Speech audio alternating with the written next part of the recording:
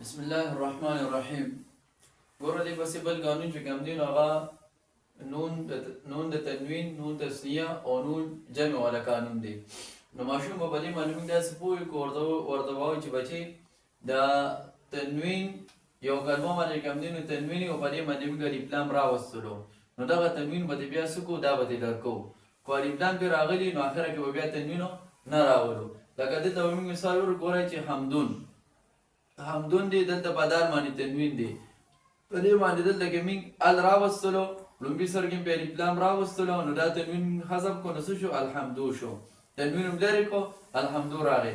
نو د الف لام د وجې نه تنوین چې کوم دی نو هغه به څه کېږي، هغه به غورځېږي.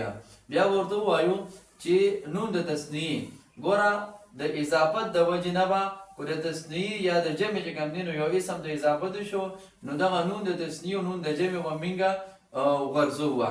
لکه ګوره ضاربانې زیدین، ضاربانې زیدین، نو ضاربانې تصنیه دی، دلته کې نون د تصنیع پکې دی راغلی دی. اوس چې کله تر ضاربانې اضافت شو زید ته، نو دا به موږ څه وکړو، دا نون به ترې وغورځوو، نو د دې نه به څه جوړ شي، ضاربه زیدین. عبارت به موږ سره دا پاتې شي، ضاربه زیدین. نو د تصنیع د اضافت د وجې نه به نون د تصنیع چې کوم دی نو به غورځېږي.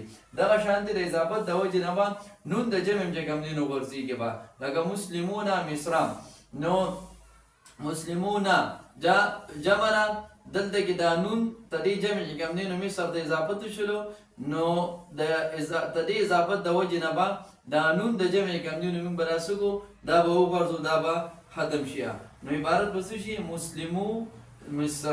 مسلمو دلته کې اوس هغه نون چې کوم دی نو هغه څه شو، هغه چې کوم دی نو حذف شدی.